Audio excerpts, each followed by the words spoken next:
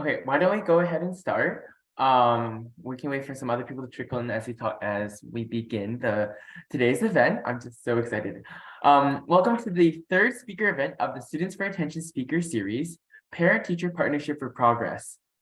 My name's Aaron, and I'd like to start by thanking all of you for coming today to listen to the stories and experiences of two people who, frankly, are my heroes, Mrs. Nancy Leong and Mr. Omar Torres, special education teachers at the Chula Vista Elementary School District. With a collective 14 years of experience in early education, their daily work has changed the lives of countless families by coaxing out of neurodivergent children their inner gifts, enabling them to graduate on to thrive in general education environments. I truly hope that their wisdom today will help all of you here on your own journey to partnering with parents or teachers for neurodivergent student success. Before we get started, it would be extremely helpful if everyone here took a minute or two to fill out the survey in the chat. We'll repeat this quick survey at the end to see if today's event has answered your questions and augmented your understanding. Here at SFA, we're always trying to measure and quantify the impacts of our programs and events to help us figure out how to help you more effectively. So without further ado, I turn the floor over to Nancy and Omar. Thank you very much, Aaron. That was a great introduction. We appreciate it. I'm going to quickly share my screen and we can get started.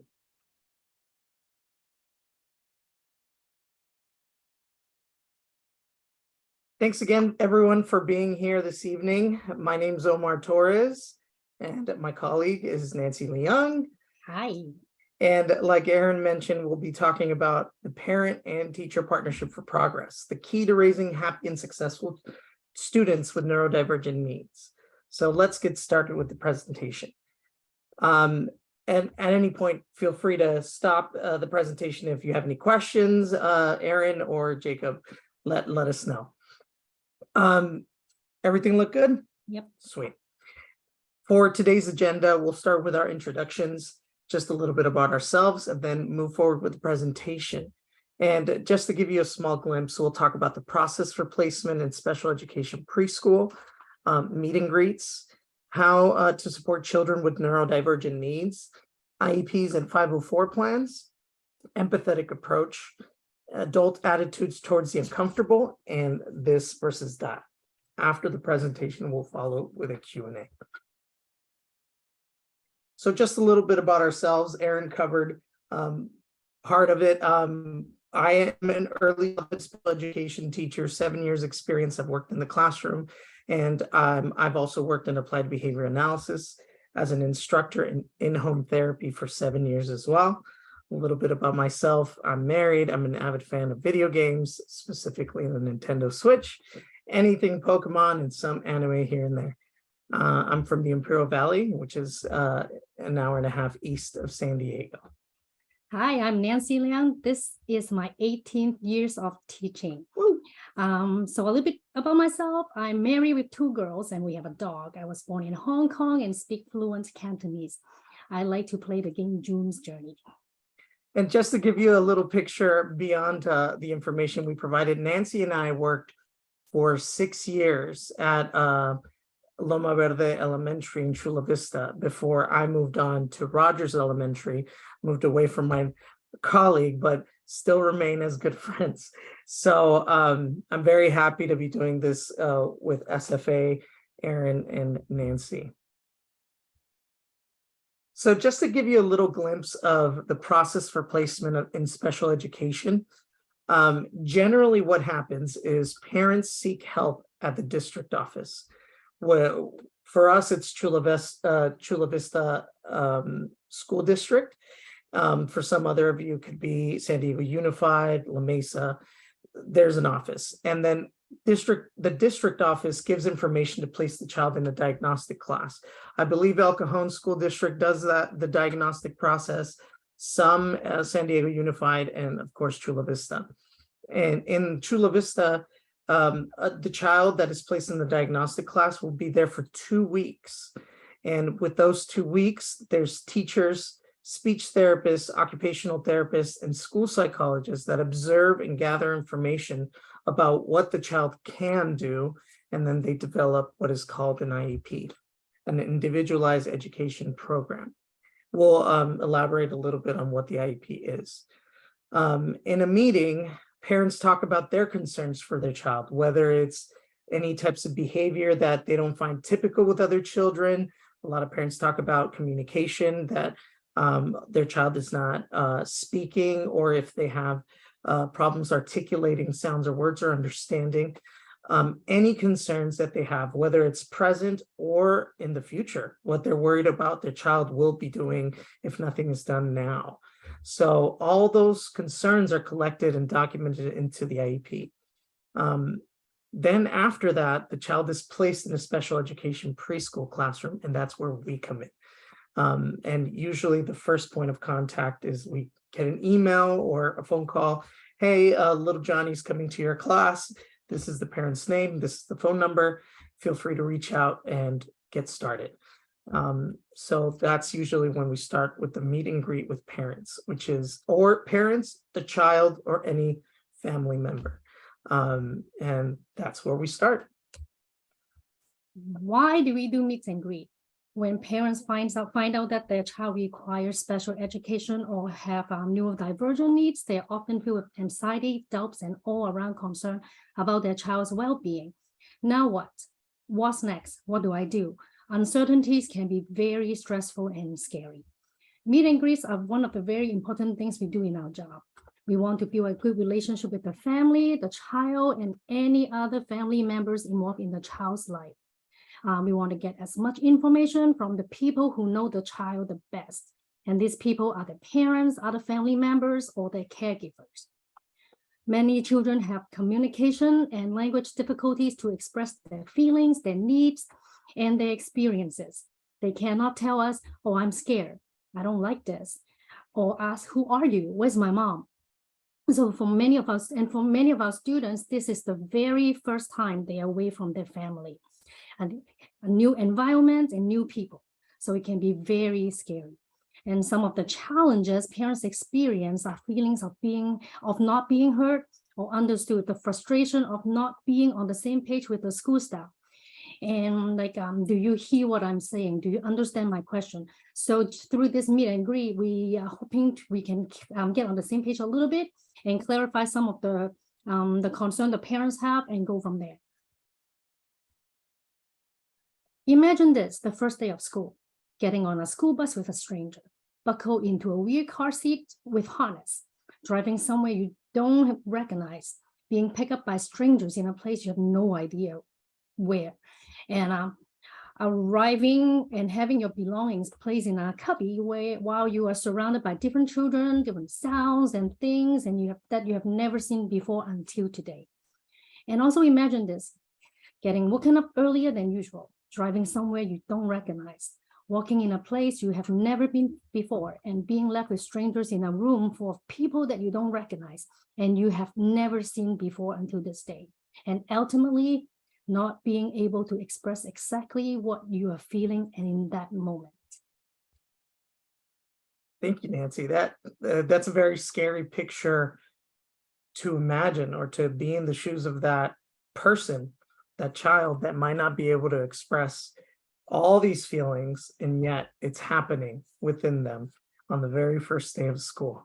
So that's, like Miss Nancy was mentioning, it's very important for us to meet with parents and to discuss any concerns we can, whether it's in person, over the phone, email, text, class dojo, and applications of the sort. It's very important to reach out and make a connection, because we want to make this transition as smoothly as possible for these children that ultimately can't tell us how they're doing, whether it's something that's very scary or, something very small like a rock in their shoe. It always depends. So with that in mind, how do we support children who are neurodivergent from the very beginning? It's very broad and it's very different for everyone, but ultimately what we can boil down in our experience is that supporting a child with neurodivergent needs starts by creating a positive relationship, having acceptance, and helping, always keeping in mind to help the child's future selves.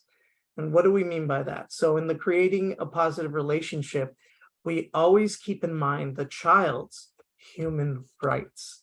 That means that every child walking in through that door, every person has human rights, and we must respect them as is.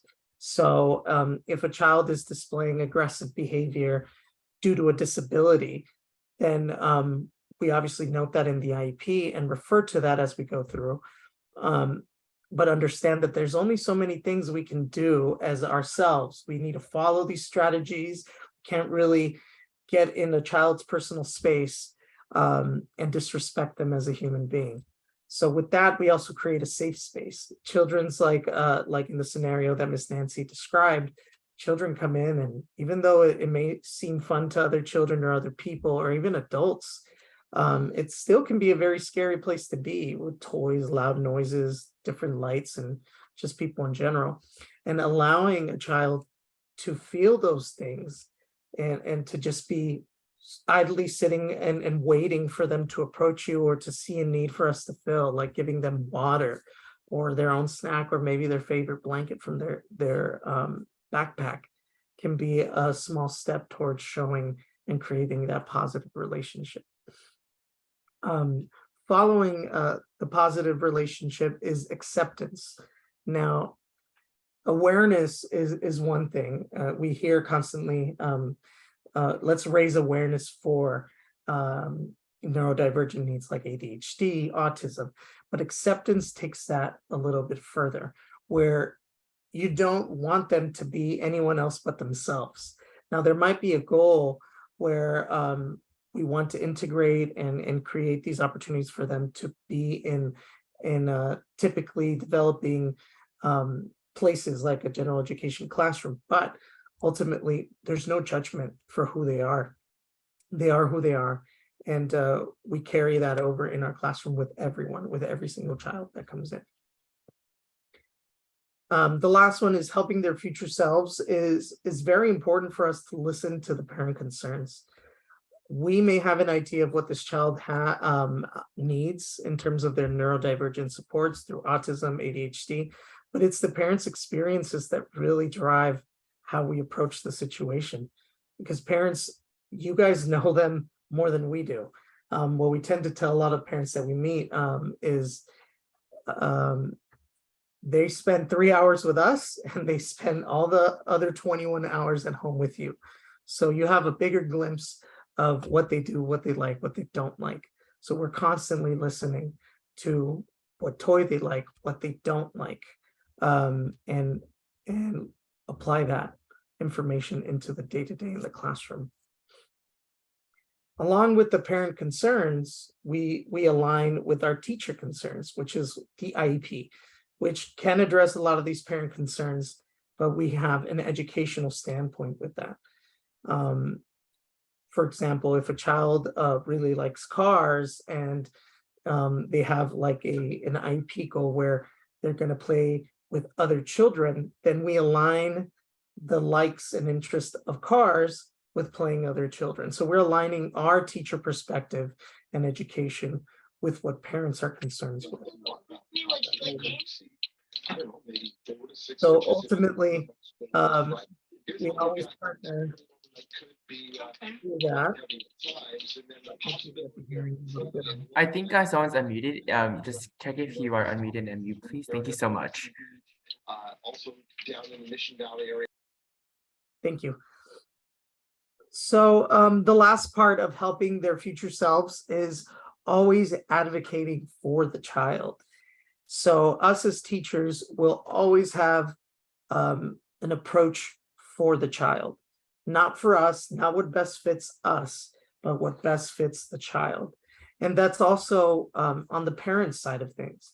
What they bring to the table is advocating for their own child, and always remembering that that's our main purpose with working with children with neurodivergent needs.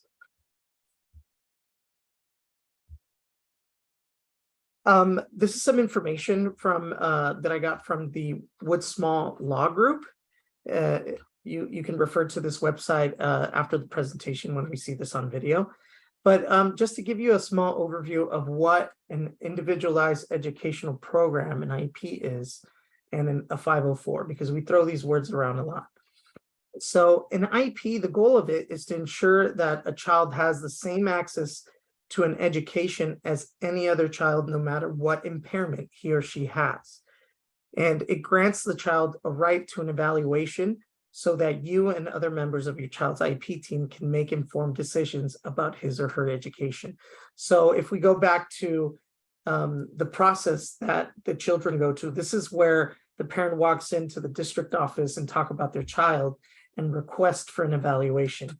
And then these children are placed in a diagnostic class where they get evaluated.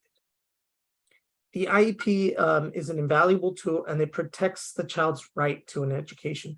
Once the IEP is made, it's by law, the child has to have services to help them in their educational journey. So the school district has to abide by this, and the supports and services are all outlined in the IEP. And just to give you a small glimpse of what an IEP can do for your child is it's very different for everyone depending on their needs. But if your child has an IEP, then it can be various different needs. For example, you can get accommodations for your child with reading lessons, all the way to related services that help your child understand class materials in a better context. So some examples that we get here are your child can get access to additional time on tests, receiving instruction in multiple formats. So for example, not only is a child receiving an instruction verbally, but they're written on a board, or they're added with pictures, audio recordings, visual aids, and other alternatives to reading materials, lesson outlines to be able to follow along. And it goes all the way down to a lot of the therapies that we're familiar with, like occupational therapy, physical therapy, speech therapy, one-to-one aids if necessary, and assistive technology, which would be using like an iPad to communicate if a child has a problem with communication and needs that support. And again, if I'm going very fast on this, please refer back to the video of this presentation to go along, and then also use that website to refer for further information. But in an IEP, not every child with a learning or attention issue is eligible. But those that do, they're described with different needs down below. So we have specific learning disability, which is an umbrella term that affects the child's ability to read, write, listen, speak, reason, or do math, and it to the point that affects their education. Other health impairment, we hear that anytime there's a condition that limits a child's energy, alertness, or strength, ADD or ADHD. And this is if it affects, like we mentioned, their education. And there's many more down below. A lot of students we've helped have been in autism spectrum disorder, speech and language impairment. I've had students with visual impairment, deafness, and everyone gets protected by federal law with an IEP.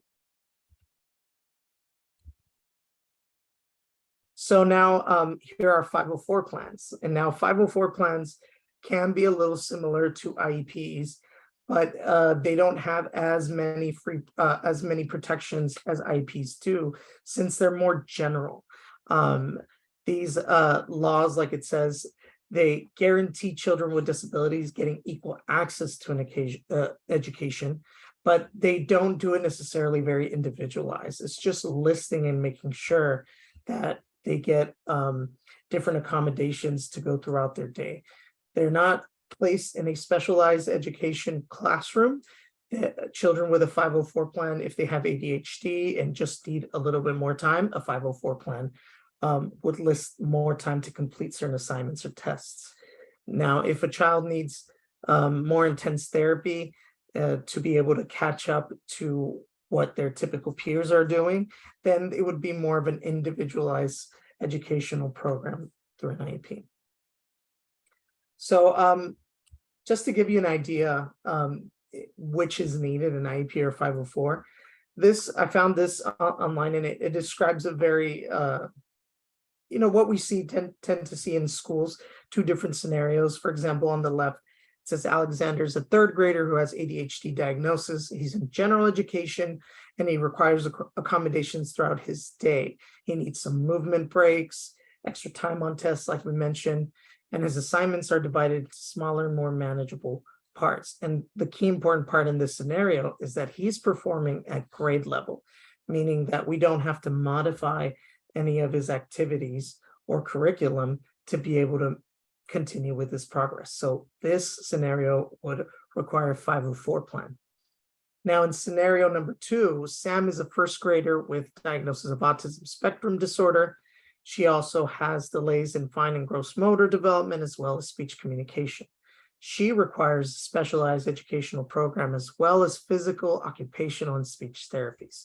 So providing these individualized therapies will help her with her education, and this modifies what she would do in school to be able to access what everyone does in school. So this is more of an IEP scenario. And it doesn't always have to be ADHD or autism for either 504 or IEP, but these scenarios definitely explain what we typically see in school.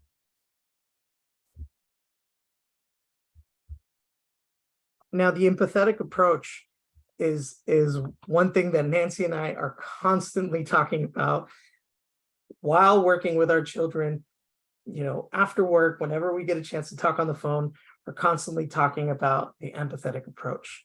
Now, what does that mean? We like to break it down into 3 different ways. So the 3 different things that we do in empathetic approach is always have a non-judgmental context in the classroom, meaning behaviors that may not be typical outside your classroom are not seen or observed with shame or negative, shameful phrases. So it's something that we're open to seeing and accepting, just like we mentioned earlier. The empathetic approach also provides flexibility, meaning that not everyone works the same. Some children, they might need that extra time we talked about, some other children don't, but having that ready for children that may need it is okay in our classroom. And then the last one is the supportive attitude. Everyone goes through different emotions in our class, no matter how ready we may think we are. Children go through different feelings, and even if we provide their favorite things, it might not be going for the day. So just being there and being a supportive person for that child just adds into this child's experience where they can trust us and having a relationship with us in the classroom.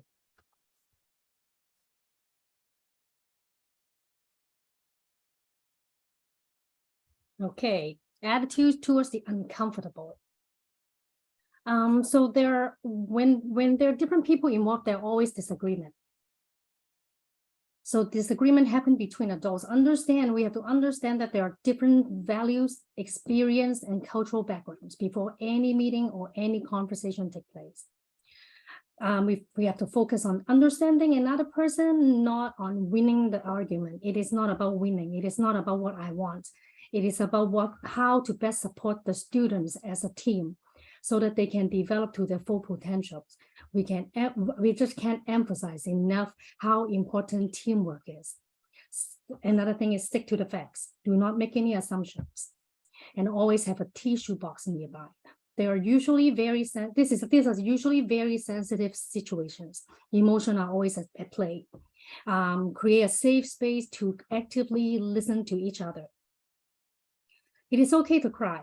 And I found that sometimes once we are able to express our feelings, we are likely, it's just like breaking down a wall, and then we're opening a door to a more open communication. Above everything, the child's well-being is the most important thing. Even if it means the parents do not agree with you, or vice versa, or a parent's opinion might disagree with your professional opinion, or teachers might disagree with the parents, but we have to keep in mind that we all have the best interest of the child in mind. And how do we influence teacher to give more care to the child? Because it may look like extra work. Mm-hmm. So remember, we are partners. and we're in the same team. Remaining effective and non-judgmental open communication are very important. We have to put our differences aside and always focus on the needs of the students. In order to do that, we need to figure out the most effective way to communicate. For example, it could be through weekly email or phone calls, or just a communication book. It is extra work, but believe me, it is all worth it. And teachers, if we make this effort, we can be the person who turn the child's school experience around for the better. And the positive school experience the child now has can have a very long-lasting positive effects. I really like all of that Nancy just mentioned, and we're always going back to the child. Even if there's a disagreement, like Nancy said, we always make sure to have the child's best interest and always be prepared to listen, because sometimes a parent, might be going through something very difficult and can't find the words to do it, but we're right there. And most of the time they need time to process. And if we create that same safe space we've given their child in the classroom in a conversation between them, the relationship between parents and teachers gets better. And the things that are very difficult to approach just naturally become easier. I think one of the biggest things that Nancy mentioned were communication. And when we first started working together, Nancy, she told me about a communication book, and it was literally a book with different little icons, and we would fill it out every day in class, and we had highlighting different icons, art, circle time, different things. And nowadays we started using Class Dojo. And Class Dojo, I like it. A lot of my parents like it. They get to see pictures of what their child do in school. And most of the time, that's pretty much what we see, that parents just want to know what their child is up to in school. And whenever they don't get any of that from us teachers, that's when a lot of anxieties come in, a lot of doubts, and they do tend to influence away from that partnership. So the more information we give parents without having to have them wait for, the more we hear of them positively communicating with us. I can say from my current experience with Class Dojo, there's some parents that give me weekly updates, and they tell me everything their child did at home, and different pictures that I would never see in school because they're home. But it gives me such a great insight of what they do and who they are in their home environment, and just gives me that complete picture that I don't have to wonder, especially when that child can't speak for themselves. So I always appreciate a lot of those pictures and communication. And that's what we do on our end. If a parent gives us consent, I'm constantly taking pictures and sending them to the parents. Hey, look what so-and-so did today. Or a little video of what they did. For example, it's raining today, and whenever we have indoor recess, some parents might imagine that we're outside with their children, and I just quickly show them a picture of that indoor recess that we did, just to let them know that child is dry and safe in school. And if we have that open communication, we see a lot of benefits. For example, some children are on medication, and if dosage is changing, it's going to affect them. And if we don't know that, we're going to wonder what's going on, right? Mm-hmm. So information like that, if you have a good relationship with the parent or with the parents or with the teacher, you don't mind sharing, and everything we share will help the child. And for example, there are changes at home. If we don't communicate, teachers, as teachers, we don't know. We're just mm-hmm. wondering what's going on. But if we have the information, then in the classroom at school, when this child is with us, we will be more understanding or trying to figure out a way to better support the child to make it better for him or her.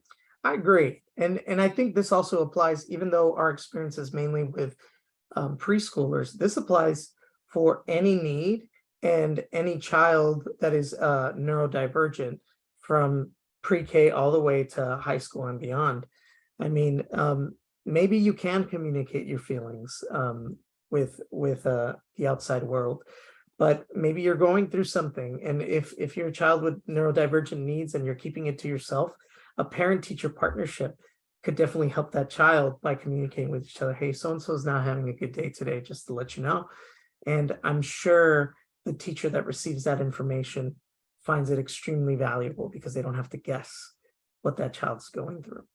So constant communication, always sticking to the facts, being okay with emotions, coming around. And if you're a teacher, educator, or even a parent that doesn't know how to navigate, always find some help from your colleagues. I know Nancy and I would always talk to parents as a team, or whenever a parent would tell her something, she'd quickly fill me in, because we have to be on the same page if we're working with that one child and family.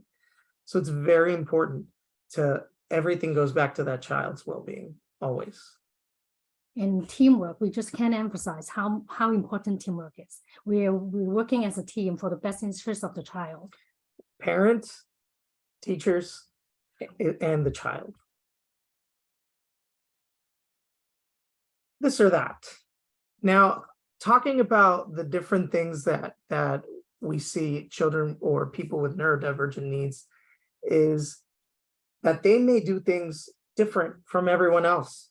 And we do see that in our classroom all the time, because the therapies that we provide for them is to try to help them gain independence as much as possible. There's something that we hear whenever we would go to when we were in grad school, that they say the main goal for special education teachers is to work with students, to work ourselves out of the job. So how can I prepare this child with neurodivergent needs advocate for themselves until they don't need me anymore? So a lot of teachers tend to loosen up with that attitude and worry about what's important. For example, if a child is supposed to show comprehension by writing their answers in class, and for the most part, people expect a pencil, but they want to do it in a purple crayon. Does the writing utensil matter? Because what's important is that they need to show that they're writing their answers in school. If a child is invited to express themselves through art, doesn't matter if they're painting with their fingers. Instead of their fingers, can they use a brush? If they don't want to use paint, can they use something else to create that piece of art that everyone's doing at the same time?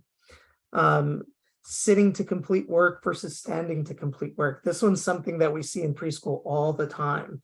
And, there could be different approaches and attitudes to this, but if a child's goal is not to sit, only to complete work, we really don't mind how they're doing it. Now, we do keep in mind that might be something to do later in the future, but we do one thing at a time with that child. Ultimately, what we want to worry about are we worrying about general expectations or accommodating or modifying to their neurodivergent needs? If a child's tapping on a table constantly and they're consistently being told to tap on a table, but their neurodivergent needs don't necessarily adhere to just being told to stop, is that better? Is it better to just give them a fidget to hold while working, which gets rid of the tapping, but you don't have to tell them anything? So we need to make sure that we're discerning between both. Is it really something that I want to be constantly telling a child, hey, stop tapping and stop tapping? No, it's better to just find accommodations for them so they're more successful and I spend more time praising what they're doing right. Just like we mentioned, are children being met with the strategies that enable them or use their skills and progress further? Now, if a student can express themselves and communicate with teachers and parents, it's our job to ask that child what can help them to support their neurodivergent needs. Hey, what helps you or what calms you down from that tapping? What works best for you at home that I can do for you? And if they give you an answer, you've already gone over the big obstacle instead of just going against the grain with that student. Now, if a child has trouble communicating with teachers and parents for their needs, which is what we see in preschool a lot, this is where the relationship with the child will dictate how much they can trust you with those non-preferred or novel strategies that are being used in the classroom. If a child has a goal to complete tasks and they're not naturally inclined to do that, and they can't tell me verbally, but maybe they get upset, maybe they, you can see it in their face that they're not enjoying it, or they walk away, that trust between the child and me will definitely help approach those non-preferred tasks more. Imagining if I didn't have rapport with the child, I don't think they would want to even try anything with me. I don't want to try anything with you. I know you just make me work. You don't care about me.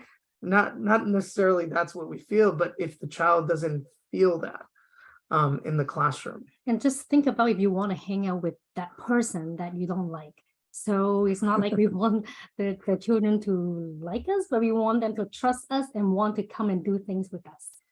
And ultimately, if they say no, we respect that because that's part of their human right. We just continue to find other ways where they can accept it as humanly possible and then go together, not against each other. So one of the biggest things that we like to talk about in general, whether it's during IEPs, before IEPs, after, or just with each other, is that we're all responsible for this child's progress. Yes, everyone has a role that we fulfill as teachers, but a child's progress really rests on all of our shoulders: parents and family, teachers, speech therapists, occupational therapists, school psychologist, school administrator, and I can add more blue squares under that child, coaches, pastors, people outside from the school environment for sure. At least in our role, we're part of that team. And if one of us is not there, that child's support just starts to crumble. So we always keep that in mind. And even if we disagree with any of these people, we always have information to back it up. That's why it's very important. We tell parents, anyone in IPT, write it down as best as you can. Let's communicate about it and find understanding, because ultimately we're finding understanding not just to be right or just see who's wrong, but to help this child with neurodivergent needs, because we want to work ourselves out of the job and we want to make sure that these kids can help themselves. So yeah, that's the constant rapport and relationship that we build with children. We can't do it alone, and we can only prepare to do this for every child, to be one for all of them that come into our classroom. Anything you might want to add? We appreciate it. We appreciate your time. Thank you. Thank you so much, Omar and Nancy. While you guys been talking, people have been putting questions in the chat with me, and I've just compiled a few of them that I thought would be really great for everyone to hear and learn from. One of the central questions that has been sent to me a few times now, and I'm kind of synthesizing a bunch, so that's why it might be a bit long. But the question goes along the lines of, what are some general recommendations, rules, or boundaries that you believe are important for working with parents to work with teachers? What are some these kind of rules, boundaries, recommendations that you really want them to have in mind when they're reaching out to you, have in mind when they're talking to you?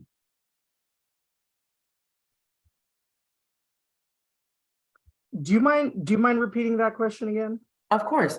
What are some general recommendations, rules, or boundaries you believe are important to the maintenance and the success of teacher-parent partnerships? Well, for me personally, I think one of the very important things for myself to keep in mind is communication. I want to find out more if there's misunderstanding or parents concern that I'm not getting. I need to reach out to the parents more, and same for parents too. Don't make any assumption. If there's any concern, anything you're not sure, talk to us. So the boundary is respect. Like, so we have to understand that at the end of the day, we all have the best interest of the child.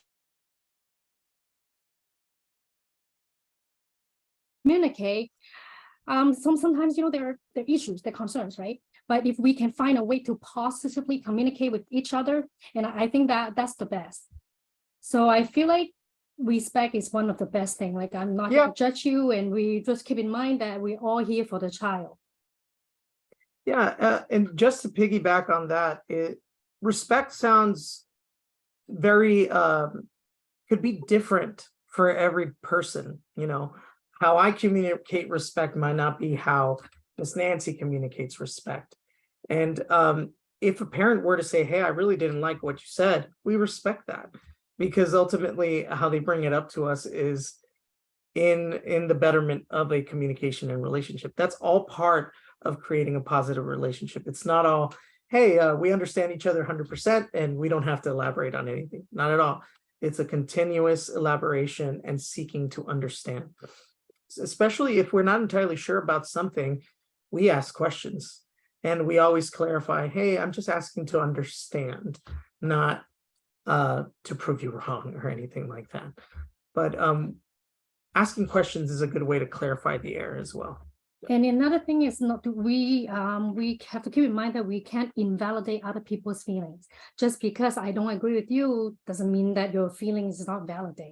So maybe I have to do a little bit more to understand, or talk to you more to understand why you're feeling this way, and what we can do in the future or from now on to better support the child. Remember, we always go back to the child. Always. Yeah, I think for the most part, letting parents know too, hey, I'm just asking to understand. If you're not comfortable, always giving options too. If you're not comfortable, you don't have to answer right now, or whenever you feel comfortable. Giving a parent that same flexibility we give the child is very important for them to feel comfortable. Just because I ask them a question doesn't mean I demand an answer.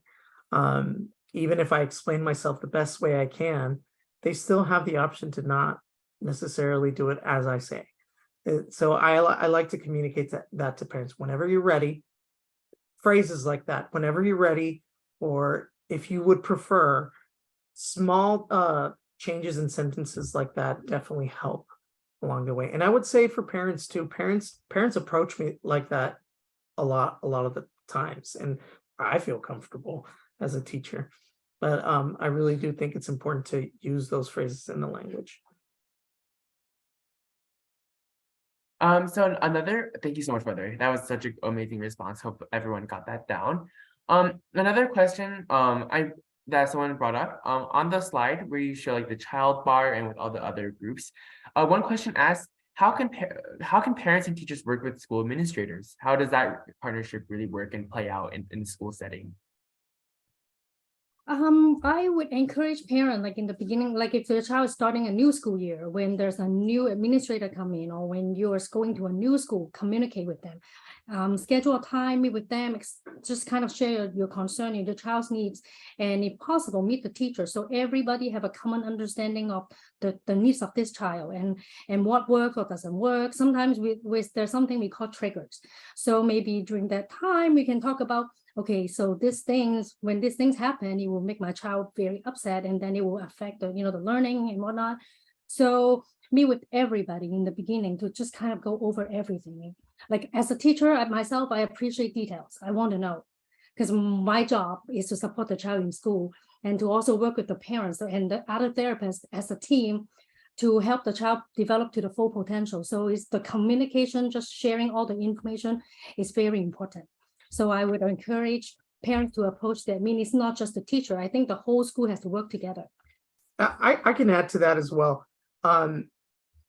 So I can probably visualize that not many parents or some parents have tried doing that, meeting with school admin, and there's no meetings whatsoever.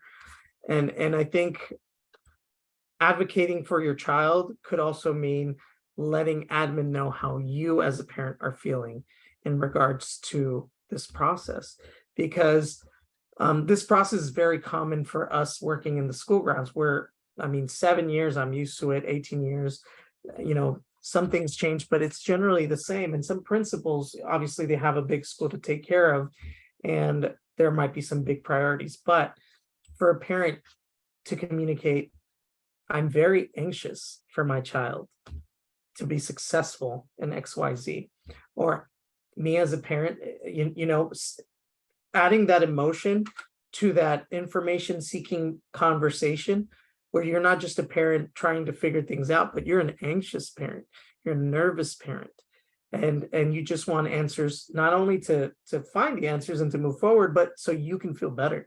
So I think adding those emotional components definitely catch the ear of these school admin who probably have a lot of parents to have similar conversations with, but you definitely stick out when you're communicating how you're feeling as a parent. Love it. Absolutely love it. Another question that was brought up one or two times.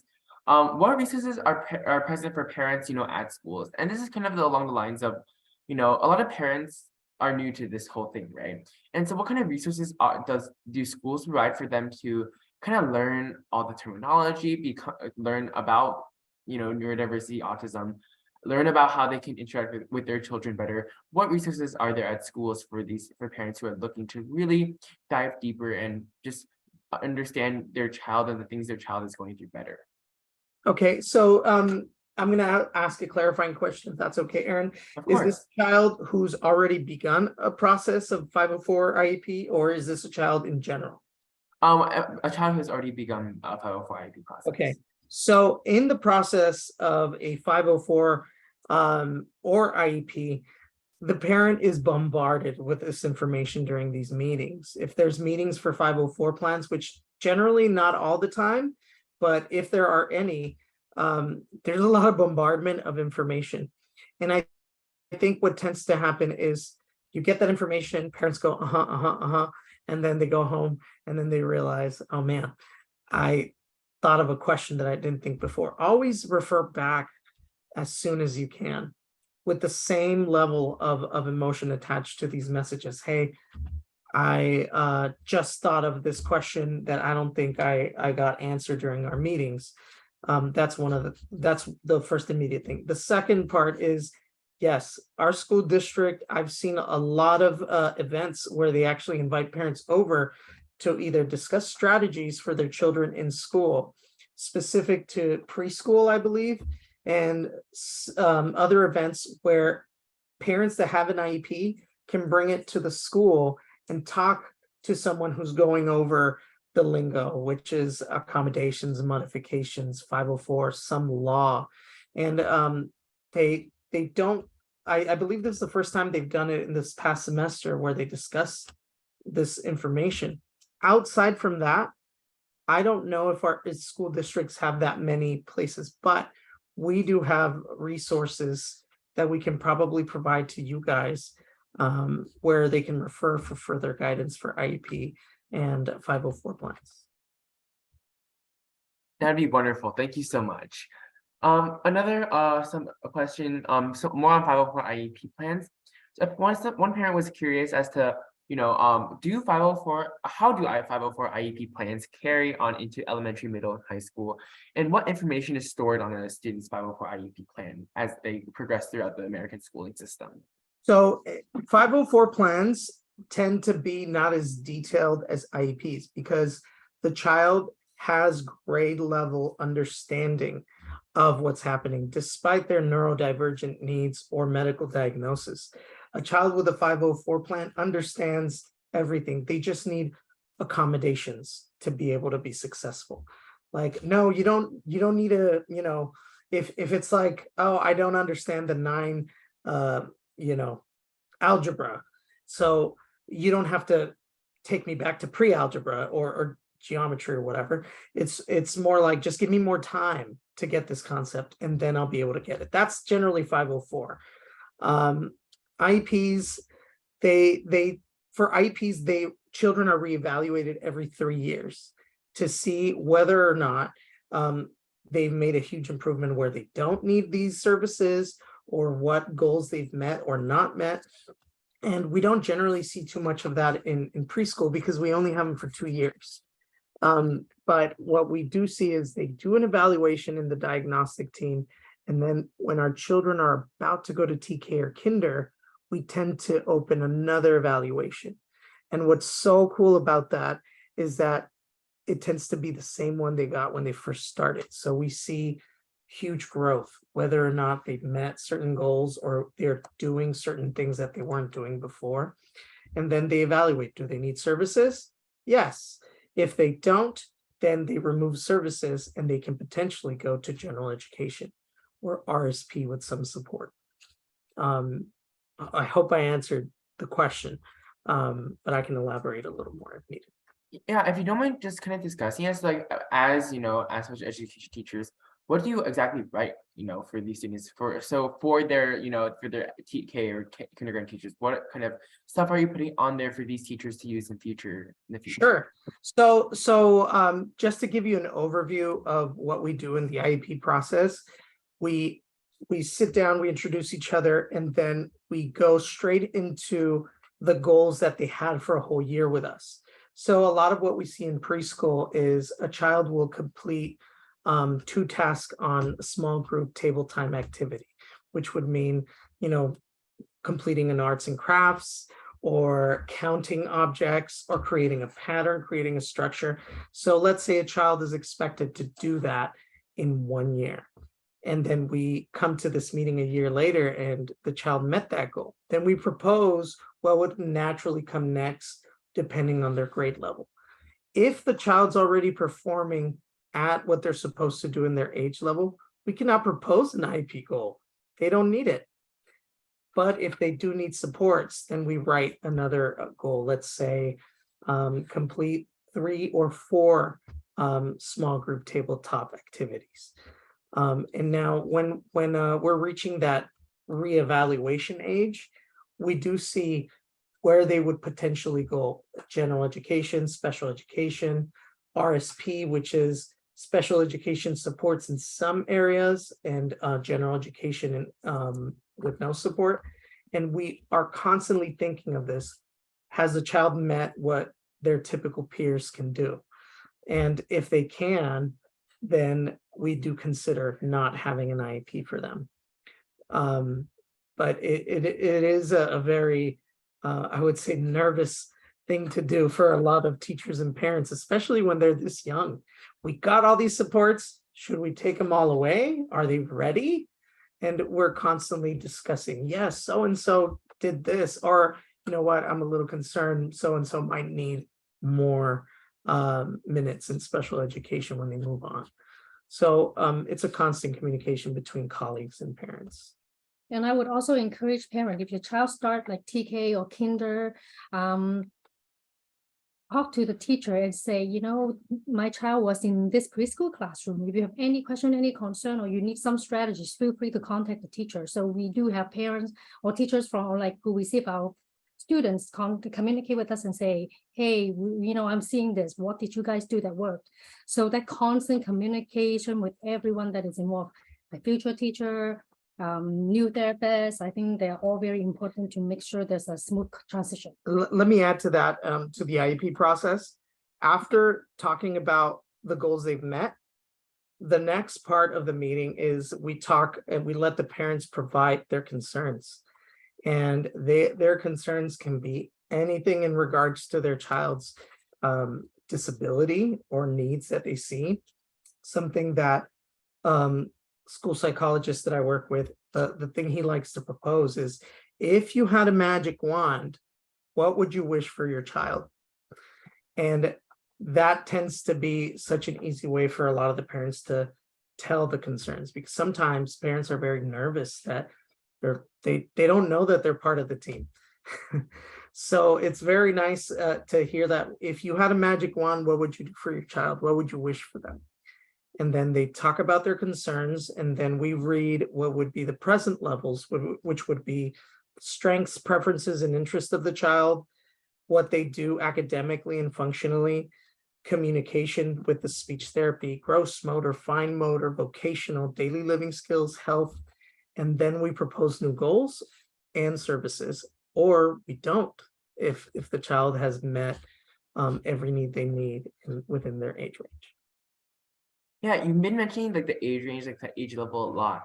Is there like are there online sources that really show at what age each student or the student is expected, to be doing? Correct. Yes. So the age range that we refer to are the preschool learning foundations. And in the state of California, we use the California Preschool Learning Foundations, and that's free information for anyone.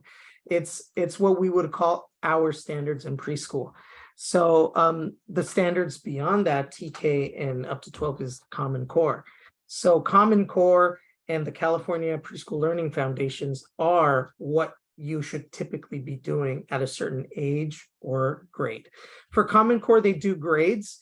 For preschool, they do age. So they could say like, they could say at 36 months, your child should, can potentially do this. So we tend to base a lot of our IEP goals on those foundations because that's what we're trying to have all children be and get close to. Yeah, wonderful. Do you know, since Common Core, as far as I understand, it's mainly academic, correct? Correct. For the preschool learning foundations, are those more focused on social, emotional, behavioral, those aspects of learning? I'm very glad you asked that because it's not academic. It actually takes the whole child perspective.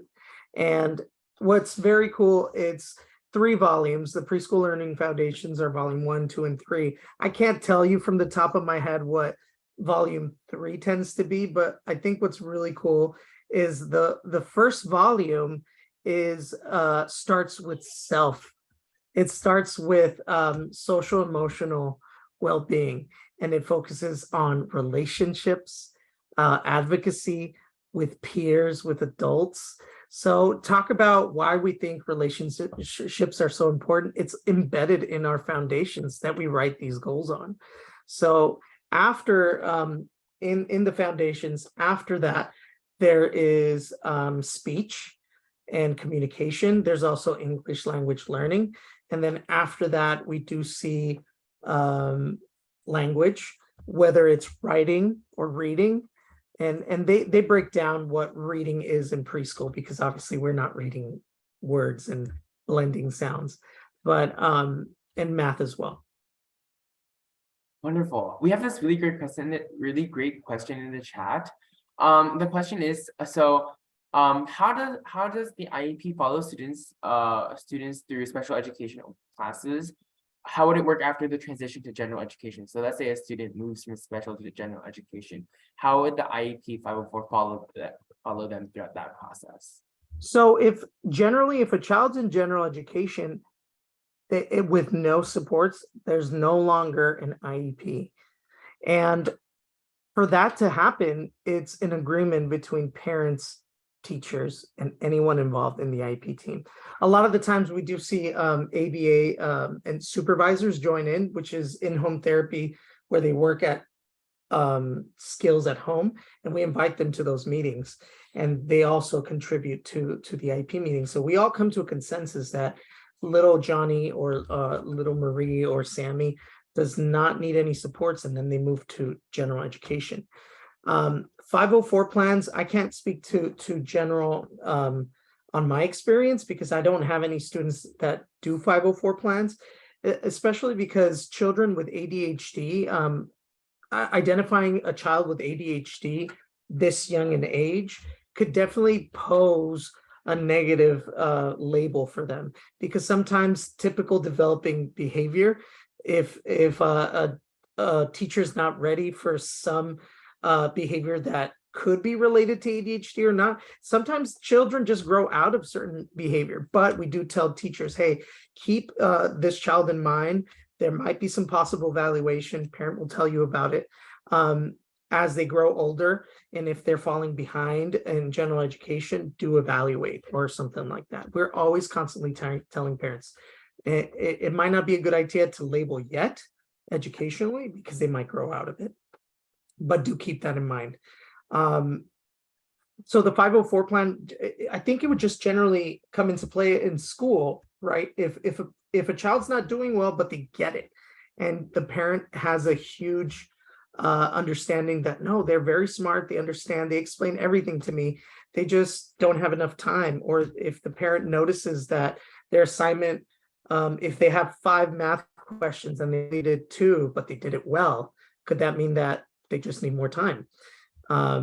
So picking up on those things and talking to that teacher and admin is very important. Approaching these uncomfortable conversations with the most positive approach is best, because I'm pretty sure children getting 504 plans would be no problem. It should not be. Thank you so much. And there's one final question along the same lines. So you mentioned that Common Core, it's mainly academic. What if a student, struggles a lot socially and emotionally, but is doing fine academically?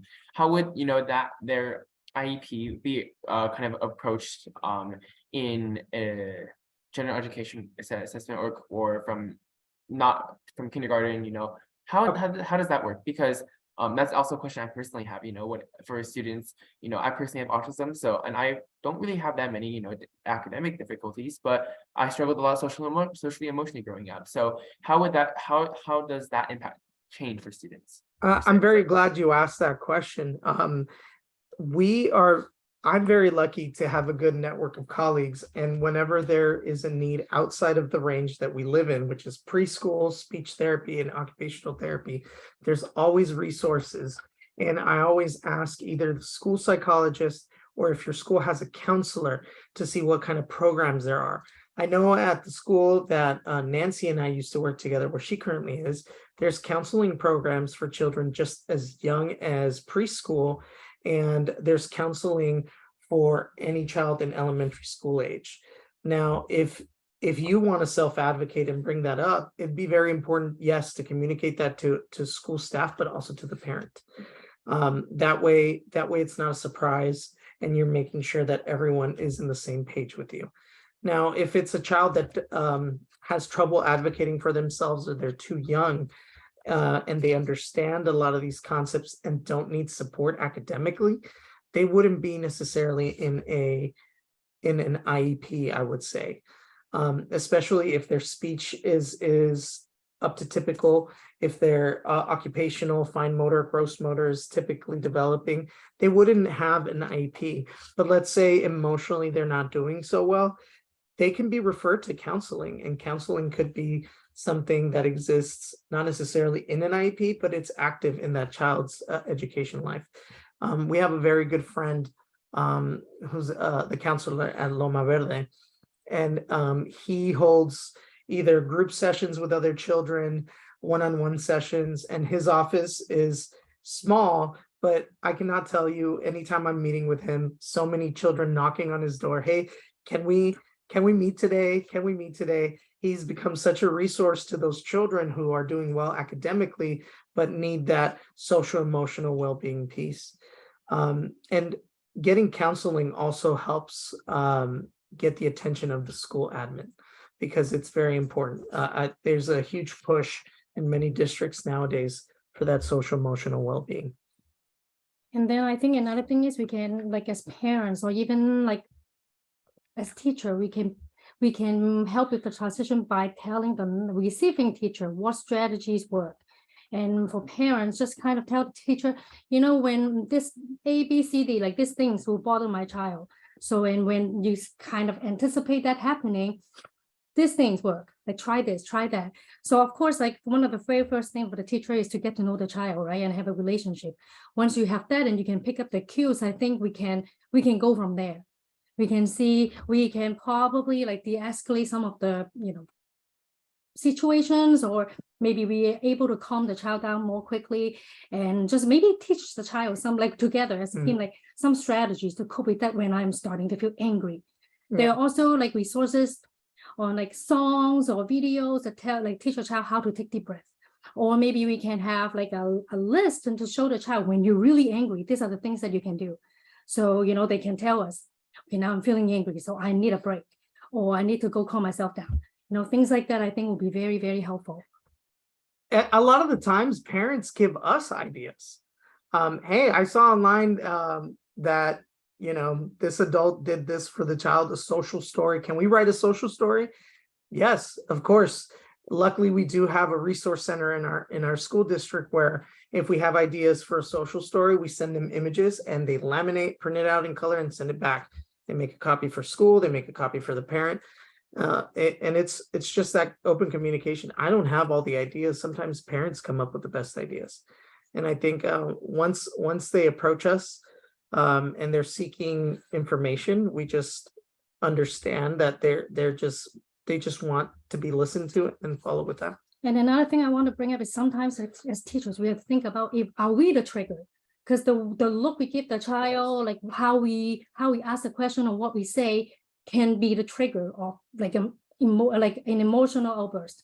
So I think we have to be very conscious what we're doing, because if we present ourselves in a negative way, it's gonna affect the child.